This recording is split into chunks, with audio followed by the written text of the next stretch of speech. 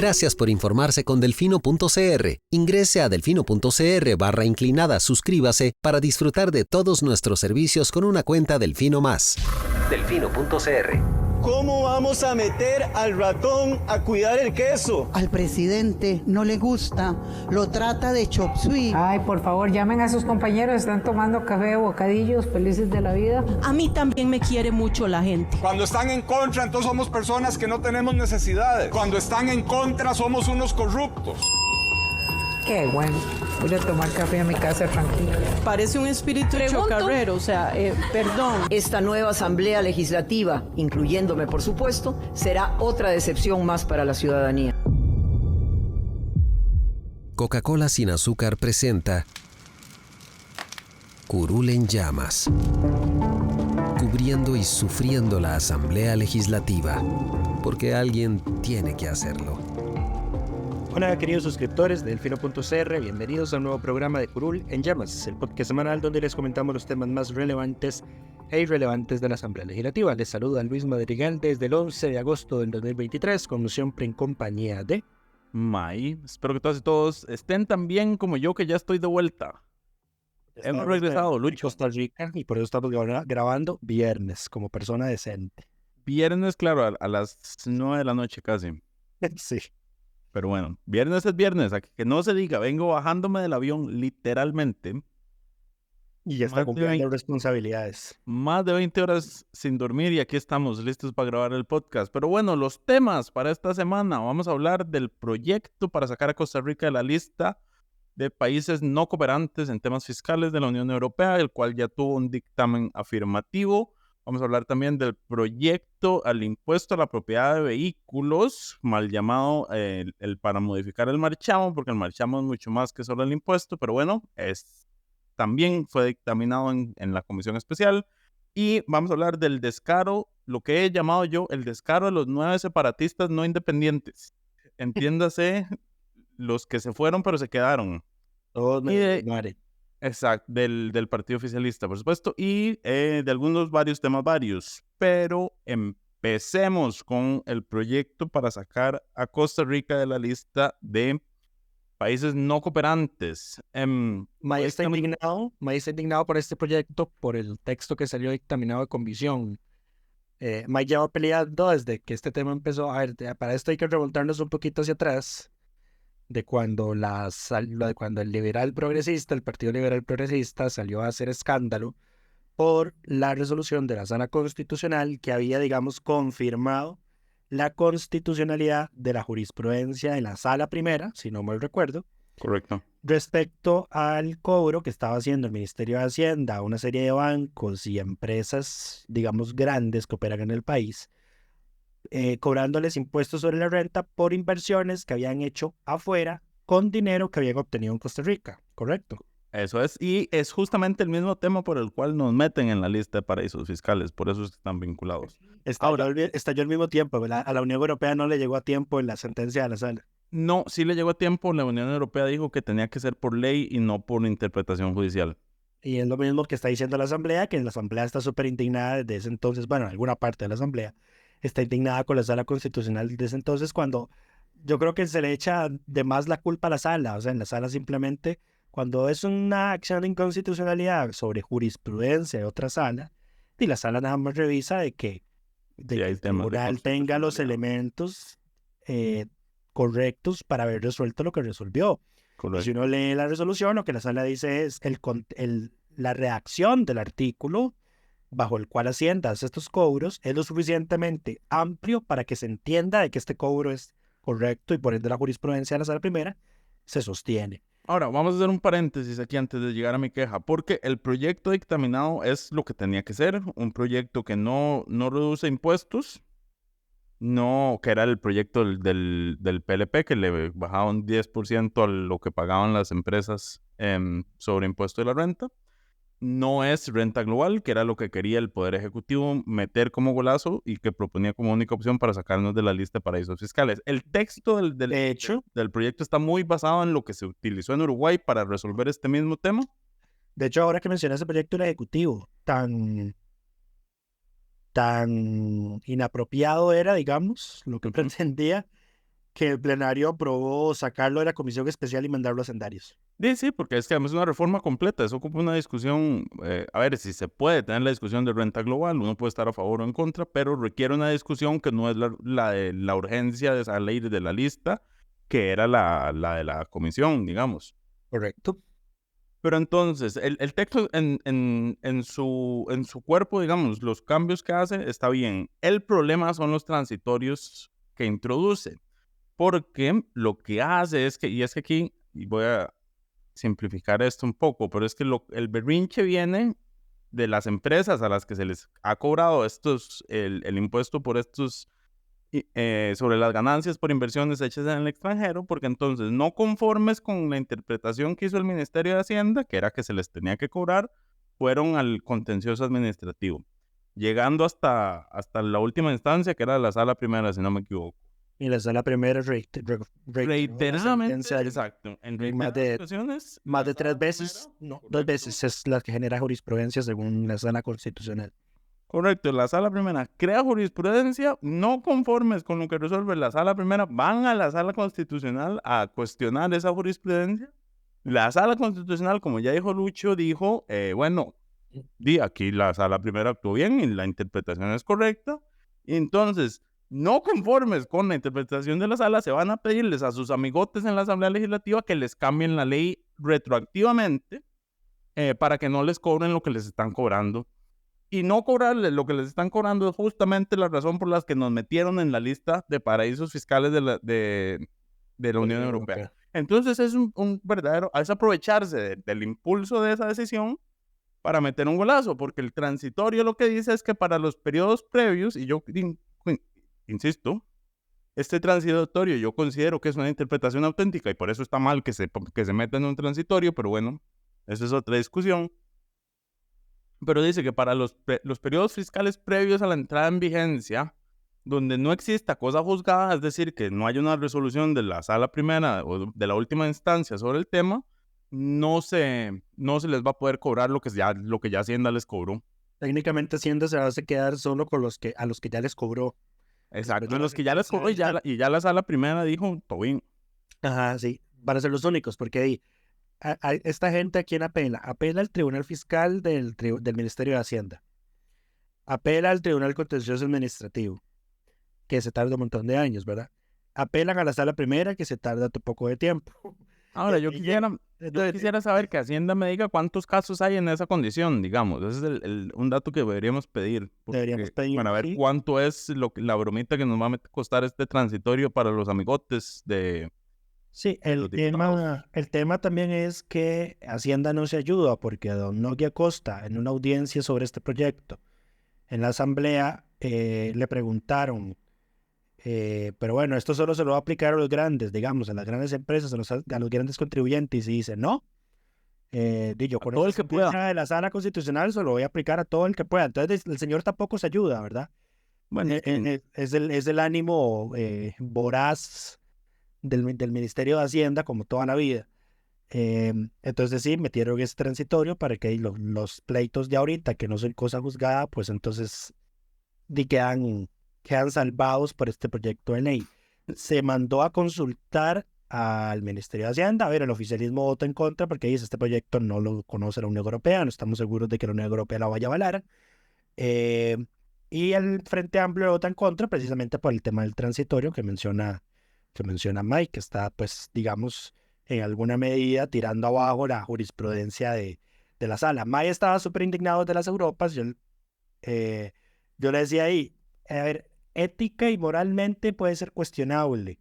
Incuestionable, no, incorrecto. Sin margen de duda, digamos. Ok, cuestionable. Incorrecto.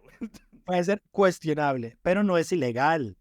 No, es ilegal. Es un descaro, digamos. Sí, porque digamos, si lo entendiéramos como ilegal, estaríamos entendiendo que una vez que ya la Sala Constitucional o cualquier tribunal de la República resolvió algo sobre una ley vigente, que ya eso no se puede cambiar, digamos, no es el caso.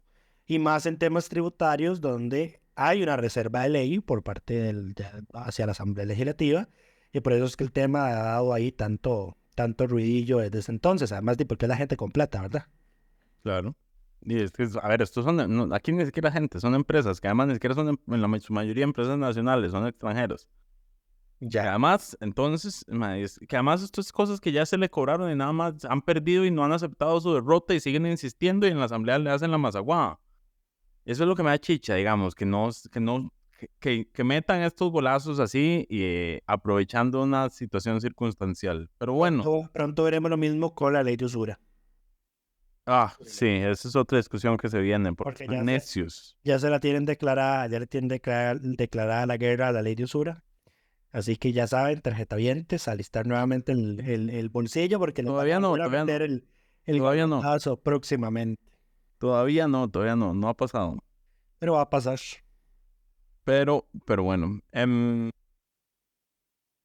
iba a mencionar que íbamos a pasar. Eso es todo con este proyecto. Ahora hay que esperar a que pasará a plenario, deberá ser votado, probablemente se envíe a consulta a la sala. No creo que se envíe a consulta a la sala en realidad. No creo. A menos de que alguien esté dispuesto a pelearse por ese transitorio 2, pero está complicado, porque es echarse una mal. Claro, porque aprovechan que es un proyecto para sacarnos de la lista y que es urgente, entonces que nadie lo cuestione y meten un golazo más. Que eso es lo que me da chicha, digamos, que hagan eso, justamente. Pero bueno, el problema más allá de mi indignación, si se manda a consulta, no vamos a salir de la lista antes del... Correcto. De la próxima revisión. No creo que se mande, pero bueno, ese es el origen de mi indignación, que se aprovechen de una cuestión circunstancial para meter un golazo. Y hablando de golazos, eso nos lleva al tema de Marchamo, porque recordarán que este es un tema recurrente todos los años, en el que prácticamente cada partido quiere siempre hacer el que... Cada gobierno y cada partido. El que le dé un rebajo en el Marchamo a los costarricenses, entonces... Cada partido prácticamente presenta un proyecto distinto para reformar o para rebajar el marchamo. Pues bueno, igual estos proyectos, todos los que estaban presentados, se creó una comisión especial presidida por don Jorge Dengo, el liberal progresista, y Yamai y yo estábamos hartos porque toda la semana pasada los del PUSC y los del liberal progresista estaban en una guerra en Twitter respecto a cuál proyecto era el que tenía que aprobarse. Pero era patetiquísimo, verlos peleando de Twix.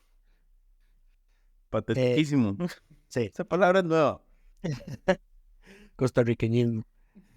Bueno. Pero sí era terrible, era una cosa lamentable estarlos viendo ahí peleando. Al final, a ver, y aquí hay que separar las cosas. Hay un proyecto que resuelve el tema de fondo, que a mi criterio es del liberal progresista, así como me sacan de quicio por lo que hacen con el otro proyecto, tengo que reconocer que en este caso sí resuelven el problema a fondo, y está el otro proyecto que es el del PUSC, que lo que hace es una curita para meter la curita todos los años, digamos, para mantenerla ahí eternamente.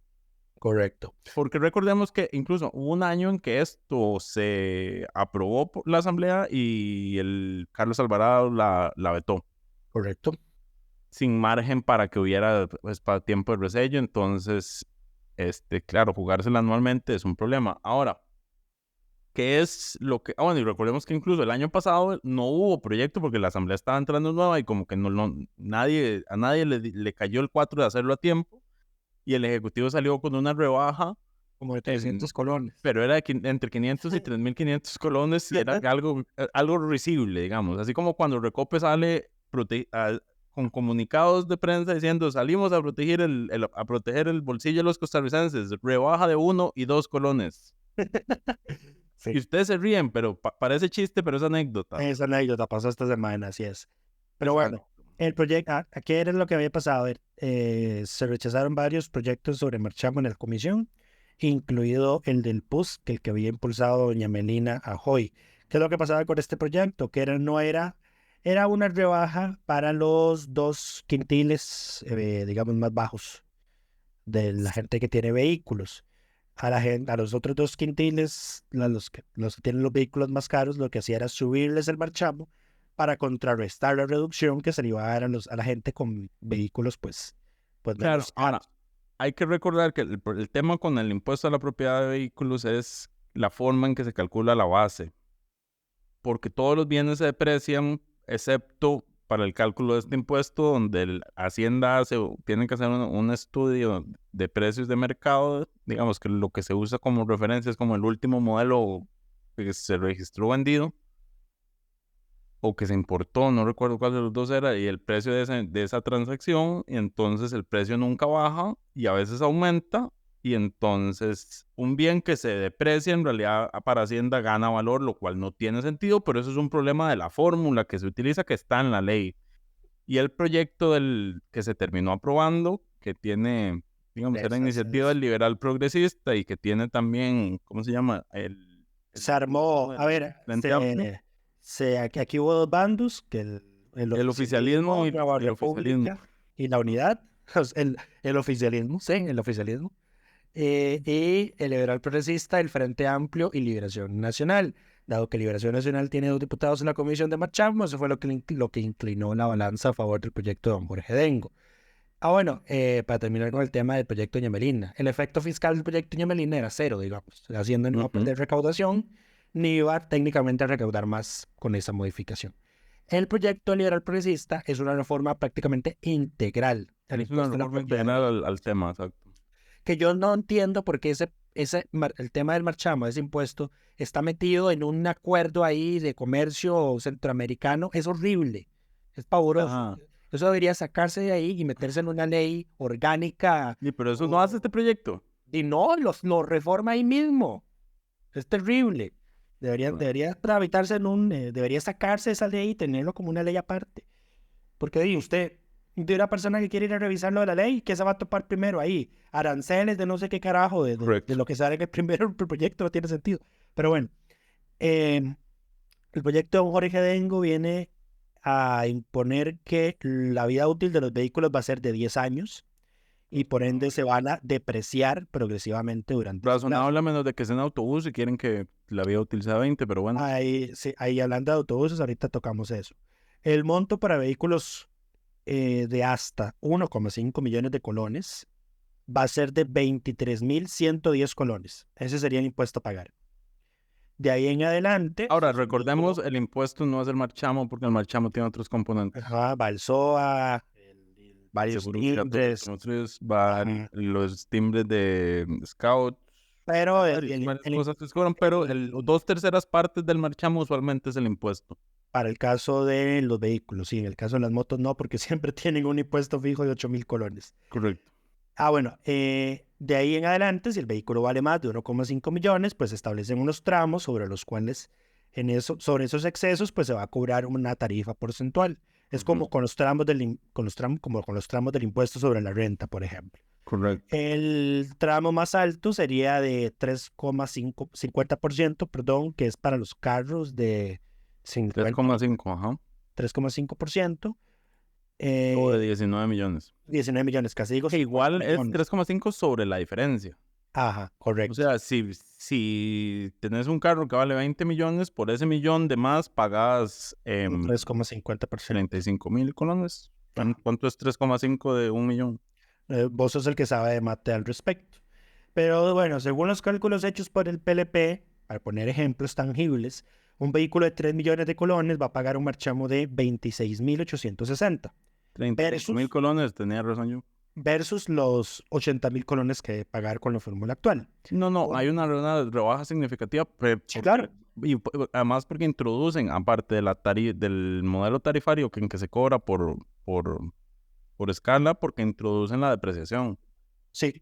Y bueno, para el caso de las motos de hasta 1,75 millones de colones van a pagar un monto fijo de 3.000 colones de impuesto, o sea, es una reducción respecto a los 8.000 que pagan hoy. Y la tarifa más alta para los excesos va a ser de 1,25%. Y aquí viene el temita de los buses. Los taxis, los buses y los vehículos de carga pesada van a pagar un impuesto fijo de 23.110 colones. Esto a mí me resulta problemático porque, número uno, perdón. Es más de lo que pagan actualmente. Sí, porque hoy pagan 8.000 colones, pero el problema es que los vehículos de carga pesada son los que más deterioran la capa asfáltica del país y por ende deberían pagar más en el marchamo. Y en el caso de los buses, todos sabemos los peroles en los que nos hacen montarnos en las empresas autobuseras. Y bueno, eso es lo que les van a cobrar. A ver, en el caso En el caso de los buses, tengo que señalar que también el tema es que si se aumenta mucho el precio, se traslada a... Sí, porque todo lo trasladan a tarifas. Correcto. Claro, aquí es insignificante porque son montos risibles. Estamos hablando de 23,000 colones al año. Sí. Y aquí viene otra cosa, que es que se van a implementar descuentos de hasta un 3,84% por pesaje de los vehículos y por emisiones de carbono. Entonces, los vehículos nuevos, digamos, de los nuevos a 6 años, o sea, un vehículo con una antigüedad máxima de 6 años, va a tener un descuento por emisiones y por pesaje. Sí, es una medida para fomentar que la gente no se deje de vehículos viejos. Correcto, y transicionar a energías limpias. Y de hecho los vehículos eléctricos van a tener un descuento permanente, o sea que no se va a perder al año 6 del 0,01%. Y lo otro es que Ahora, se eliminó el componente de inflación de la fórmula. Por fin. Pero vamos a ver, estos valores van a quedar fijos, ¿no? No, o sea, lo que queda fijo son los tramos. Lo de los 23,000 colones va a quedar fijo porque no. Lo de los autobuses. Pero es que lo de los autobuses es aparte. Digamos, para... No, es que a ver, A ver, te voy a explicar por qué el componente de inflación no importa. Porque el precio del vehículo al momento de la compra ya tiene inflación. Ok. Entonces, digamos, los vehículos suben de precio también. Ajá. Entonces, si lo que voy a usar de referencia es el valor de compra y a partir de ahí aplicar la depreciación, no tiene sentido tener la inflación en la fórmula. Ok. La inflación podría aplicarse a los tramos que existen, pero eso haría que se pague menos. Entonces, la lógica sería que como los vehículos van a seguir subiendo de precio, eventualmente van a pagar más por los excesos en los tramos. Si no se ajustan los tramos, correcto.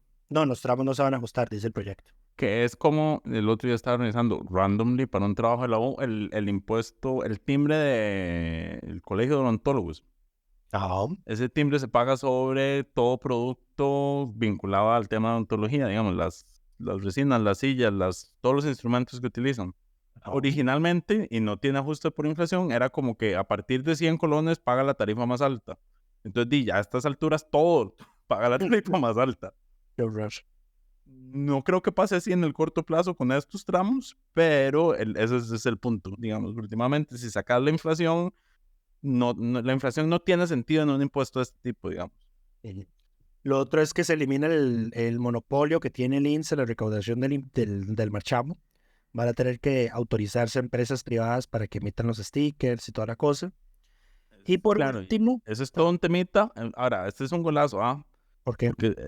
Porque el INSS queriendo implementar marchamo digital y metes a empresas privadas con marchamo digital. No, imagino que van a tener que hacer... Bueno, no va a ser... Creo que no es inmediato. Pero en todo caso tendrían que hacer un convenio ahí de cooperación con las empresas privadas. Sí, eso de quitar el monopolio es el legítimo golazo del PLP, digamos. Sí, sí. Podían dejarles el monopolio perfectamente. Él nunca ha tenido ningún problema en la ejecución de este seguro como para querer quitarle la actividad. La Constitución dice que los monopolios están prohibidos y aquí, bueno, ahí tenemos uno. Y por último, se implementan pagos mensuales o trimestrales del impuesto, del marchamo. Esto quiere decir que usted no va a tener que agarrar su aguinaldo todos los años para pagar el marchamo.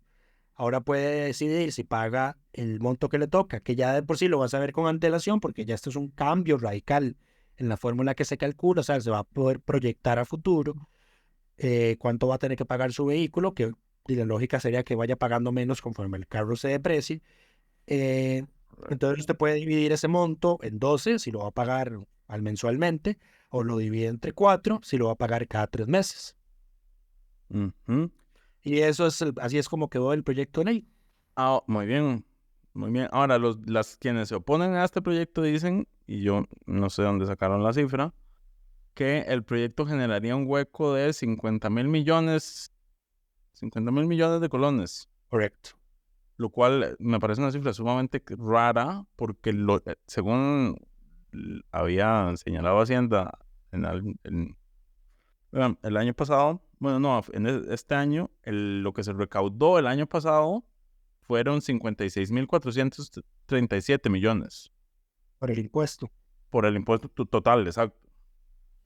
Raro. En todo caso... bueno, no, mentira. Sí, está raro que ese es el monto. La última... bueno, no, esto fue la última semana de diciembre. Ok. Que entraron 56.000 millones. Entonces puede que sí tenga sentido. Pero, de nuevo... En todo caso, el liberal progresista...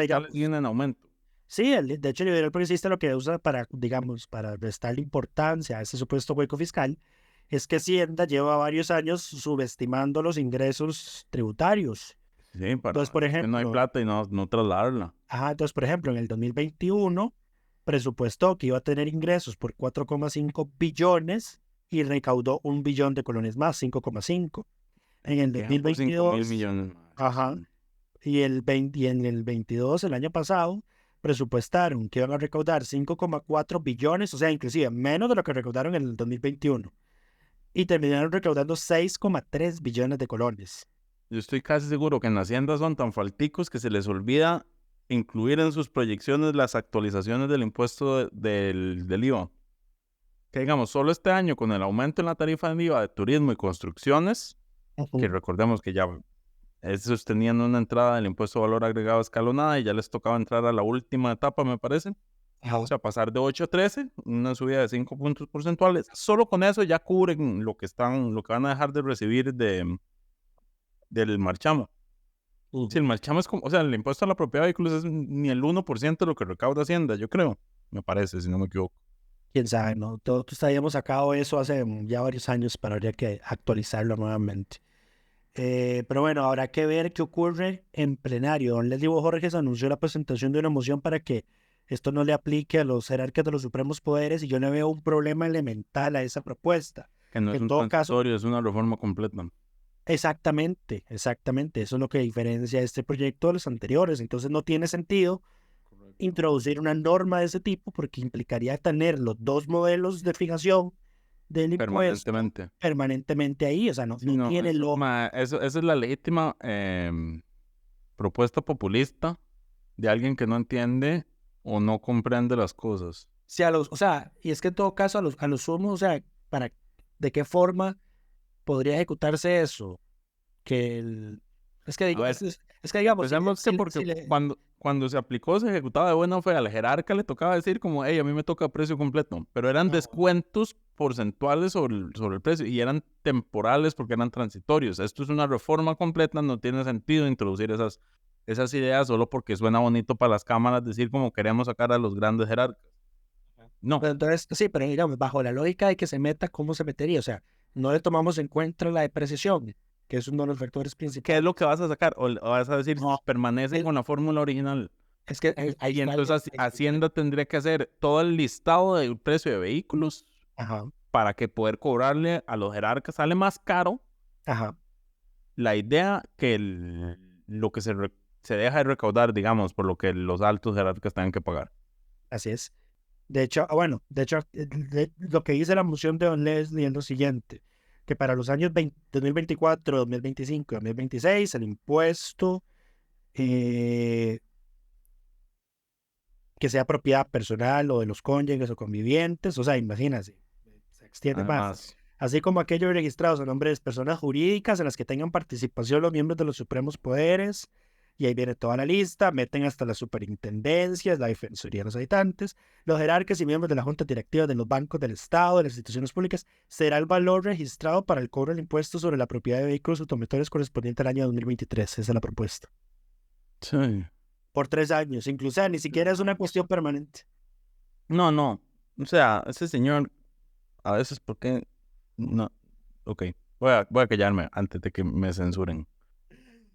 Que me tenga que autocensurar yo mismo. Pero bueno, habrá que ver qué ocurre. En plenario. Porque obviamente está el oficialismo. Nueva República dijo que iba a valorar en plenario cómo votaba, ¿verdad? Entonces no está del todo confirmado que ellos vayan a votar en contra del proyecto. Don Leslie también habló a favor del proyecto de Jorge Dengo, nada más dijo que él quería que se aprobara esa moción. Entonces habría que ver.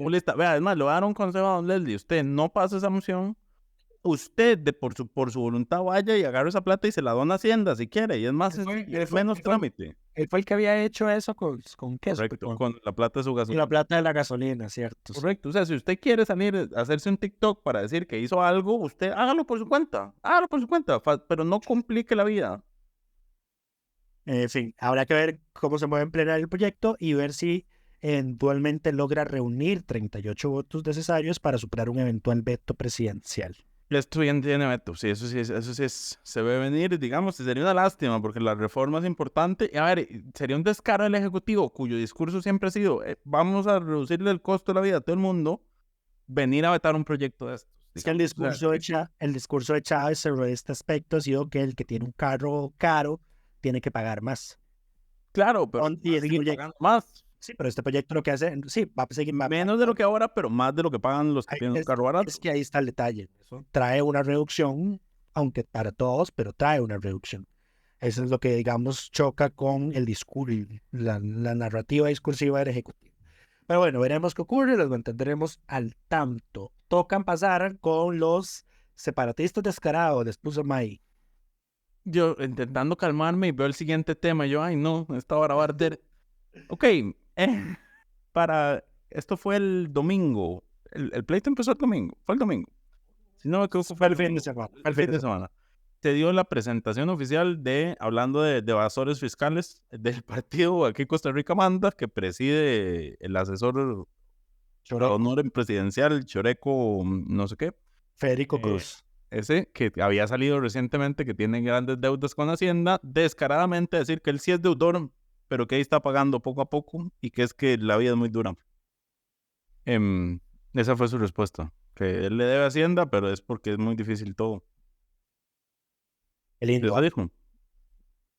Pero bueno, en la presentación estuvieron 9 congresistas electos por el Partido Progreso Social Democrático, abiertamente dándole la adhesión para las municipales de ese partido, básicamente con su presencia ahí y con sus discursos posteriores, lo cual se convierte en un problema porque la doble militancia está prohibida en este país. Así es. Y uno no estoy seguro que pueda estar en un partido político y ser representante electo por ese partido político, pero, y aquí hay un gran pero, no existen mecanismos para forzar a alguien a declararse independiente. No. En teoría, don Rodrigo Arias está analizando el tema y entiendo que ya se mandó una solicitud de opinión consultiva al Tribunal Supremo de Elecciones, que en todo caso el tribunal sostiene la tesis de que la doble militancia en Costa Rica está prohibida. De hecho, claro, pero es que el tribunal lo que va a decir es como mientras usted sea representante el representante electo por este partido no puede tener otra militancia.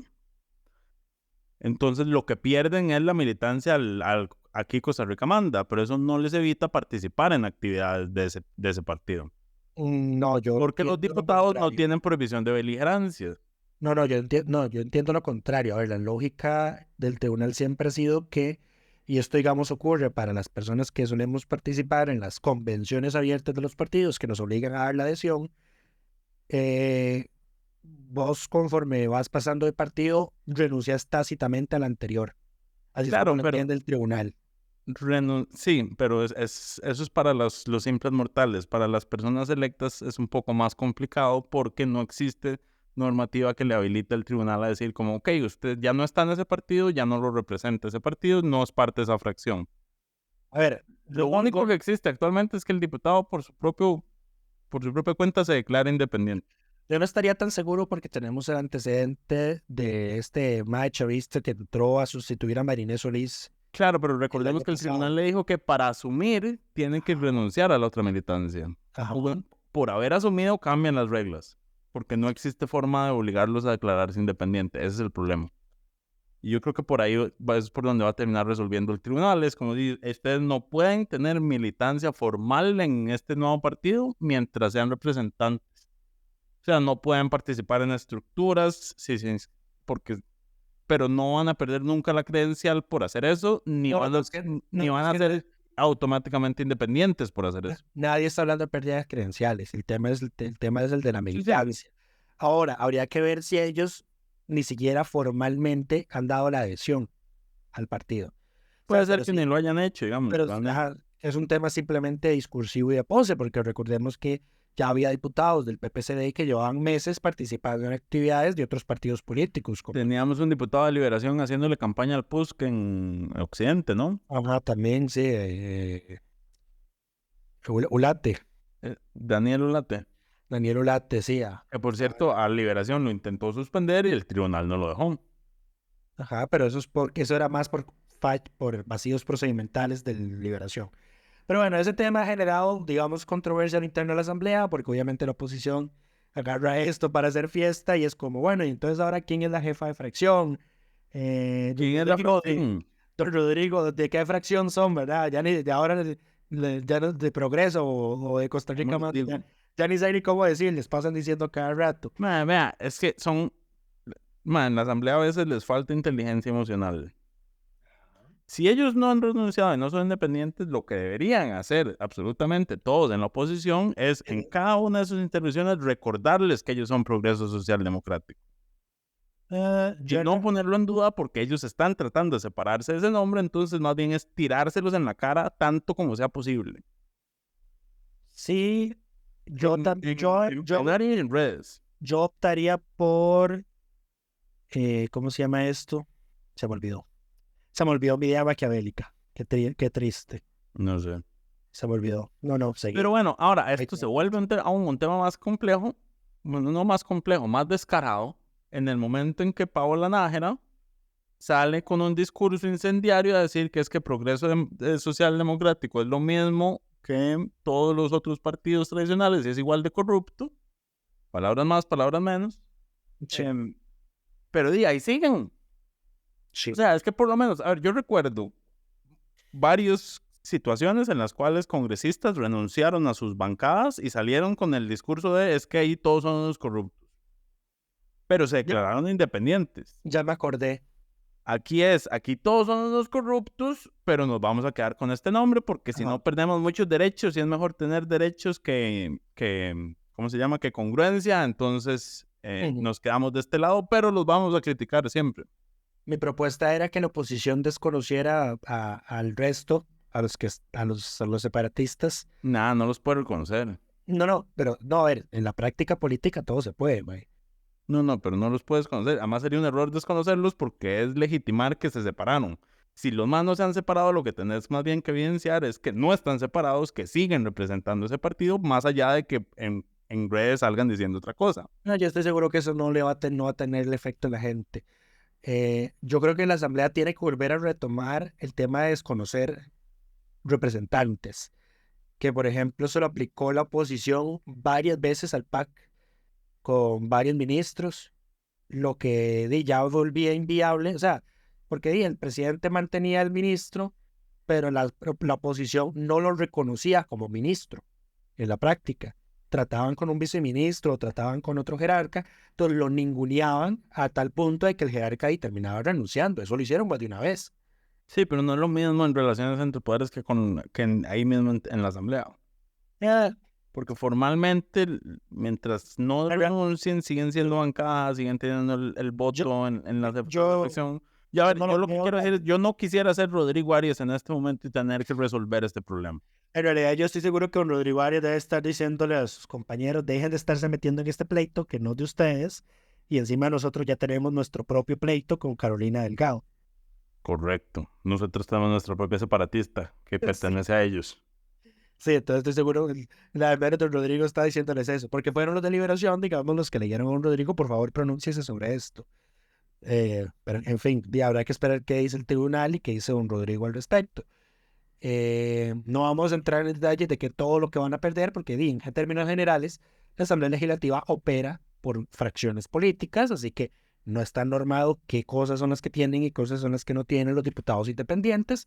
Ya hemos tenido más de 30 ejemplos, creo que a lo largo de la historia, respecto a ese tema, así que ya todos sabemos qué es lo que le pasa a un diputado cuando renuncia al partido por el que fue electo. Correcto. Pero bueno, pasemos a algunos temas varios, cosas que se aprobaron esta semana. El proyecto de Coligalleros, Lucho, eso tenía que ver con una extensión a los permisos en la zona de Guanacaste, ¿no? Sí, señor, correcto. ¿Y cuándo se extendió? Del 16 de agosto del 2023 al 10 de febrero de 2025. Si esa ley no se firma pronto, quedan con unos días ahí vacíos. No se firma y se publica. Hablando de se publica, y en temas varios, la diputada Vanessa de Paul Castro presentó una reforma constitucional, bueno, y 10 firmas más me parece, presentaron una reforma constitucional para ponerle un límite al plazo que tiene el Ejecutivo para mandar a publicar un decreto legislativo que no veta. Lo vi y estoy absolutamente a favor.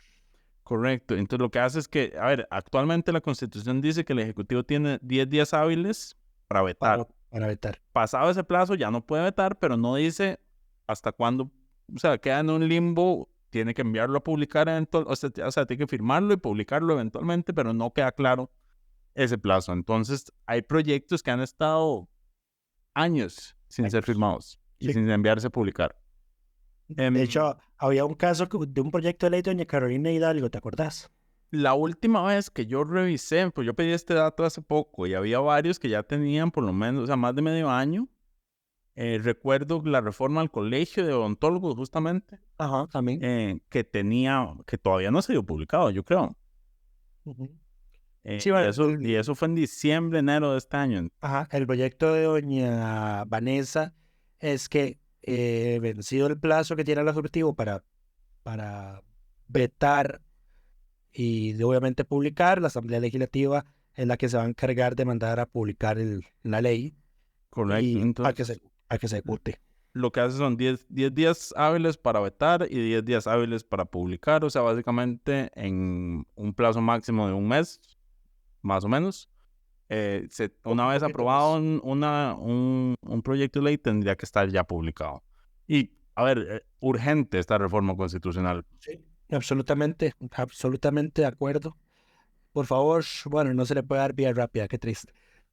No, pero sí, las reformas no tienen vías rápidas. Es una reforma súper importante que debería tener el apoyo unánime de la Asamblea Legislativa.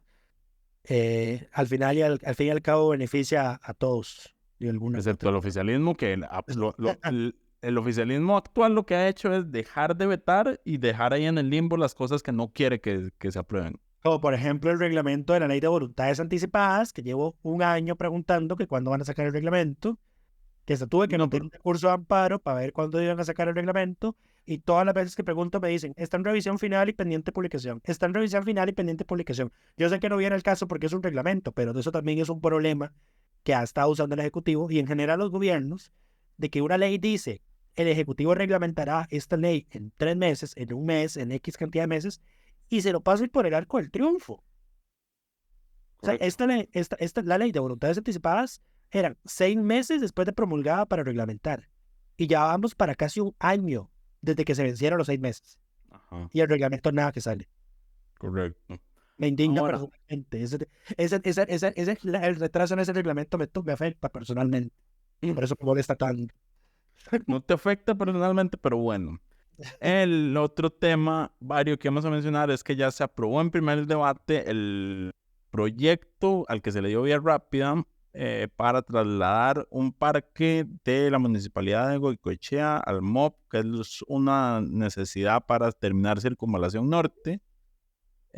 Este proyecto lo había presentado el oficialista, pero la polémica del proyecto es que el presidente había aprovechado un día en redes sociales para tirarle a miembros del Consejo Municipal de Goicoechea y culparlos porque no se pudiera avanzar con este tema, cuando sabía que se requiere una ley para poder hacer el cambio de ¿cómo se llama? Desafectación. No, es que... el término correcto para este caso es una mutación de manial. Eso, se le cambia su fin, básicamente. El tema es que el alcalde de la municipalidad de Goicoechea quería darle permiso al MOP de entrar al terreno, así como por así, que es un parque, o sea que tiene una protección constitucional, porque la sala dice que en estos casos los espacios recreativos son parques comunales que no se les puede pasar por encima por decisiones administrativas. No se puede disminuir, de hecho hay que compensarlos. Y en este caso, el proyecto de ley compensa con un terreno nuevo y además le devuelven una suma monetaria a la municipalidad por el dinero que había invertido en ese terreno. Pero bueno, el alcalde de la municipalidad quería dejar que el MOB entrara ahí sin una ley. El Consejo Municipal se le paró, la Procuraduría le dijo, no puede hacer eso. Y entonces cumplir con la ley para el presidente de la República es retrasar el progreso del país. Correcto, entonces, pero entonces además tiró que quienes estaban retrasando eran candidatos a alcaldes. Entonces aquí es donde volvemos a los temas electorales de las municipales, de que a mí me parece que el presidente anda tanteando qué tanto le van a dejar tirar línea en campaña municipal. Sí. Ya el PUSC anunció que lo va a denunciar por beligerancia política. Muy bien, creo que no hay buenos antecedentes. No me los he leído, los tengo. En realidad lo que pasa con el tema de la yo se lo había estudiado hace unos años por el tema sin resolver de que Patricia Mora fue a una actividad de una asamblea del Frente Amplio. Correcto. Donde se hizo un evento de memoria a una persona que había fallecido, siendo ella ministra. Ajá. A ver, lo que el tribunal entiende por beligerancia es hacer ostentación partidaria. Obviamente, si vos vas a la asamblea de un partido, y por eso nos devolvemos al tema de que ellos estando ahí, sí puede significar algo, eso es dar un indicio de que pertenece a ese partido, lo que implica beligerancia. El tema es si hacer un ataque a un candidato sin decirle a la gente, bueno, entonces vote por este otro, implica beligerancia. Ahí está el detalle. ¿Qué es lo que ocurre? Que todos los presidentes anteriores que hemos tenido, en mayor medida, siempre fueron sumamente Han sido personas decentes. Han sido personas decentes, correcto, y jamás se han puesto a tantear los límites de qué pueden decir o no pueden decir en temas electorales. Bueno, o sea, como que decentes, como quien dice decentes tampoco, pero más decentes que el actual, sí. Decentes sobre este tema. De nuevo insisto, todos los expresidentes, había como una regla, digamos, de que los presidentes de la República no hablamos de temas partidarios, punto. Podamos, o sea, es que ni siquiera vamos a explorar hasta dónde llega la regla de beligerancia política, porque no, o sea, siempre ha estado ese sentimiento, esa creencia de que el presidente ya es presidente y no tiene que estar haciendo pleitos electorales. El presidente va y vota cada 2 años ahora, eso es todo lo que hace. Pero no se pone a atacar candidatos. Cambio, este presidente anda tanteando las reglas y vamos a ver qué resuelve el Tribunal Supremo de Elecciones. Yo creo que no va a resolver nada. O sea, yo creo que rozan beligerancia, pero el tribunal va a decir que todo bien. Otra cosa, mariposa. ¿A qué le habían dicho? A Laura le habían emitido una advertencia, ¿verdad? Por el tema de andar vestida de verde. Pero es que ahí estás mostrando símbolos partidarios. ¿Qué puedo? Puede ser. Complicado, pero bueno, habrá que esperar. Varios temas importantes están ahora en manos del Tribunal Supremo de Elecciones, que ya está de nuevo integrado en pleno, digamos, con todos sus miembros propietarios. Y sí, eso es todo por esta semana. Dijimoslo al diputado de la semana, disculpen, es que no. De nuevo, 20 el diputado de la semana es don Jorge Gorrozabal por el proyecto de Marchamo. A pesar de que yo sé que él es el que está detrás del tema de la lista negra, de la lista de paraísos fiscales de la Unión Europea, vamos a dárselo porque el de Marchamo quedó muy bonito. Sí, francamente quedó muy bonito. Esperemos que se logren los 38 porque este ejecutivo yo sí lo veo vetando ese proyecto. O bueno, no vetándolo y dejándolo en el limbo. Sí, puede ser. Pero bueno, eso es todo por esta semana. Recuerden, lunes feriado, así que vamos a tener una semanita legislativa corta. Y bueno, nos escuchamos la otra semana. Coca-Cola sin azúcar presentó Curul en llamas, cubriendo y sufriendo la Asamblea Legislativa, porque alguien tiene que hacerlo.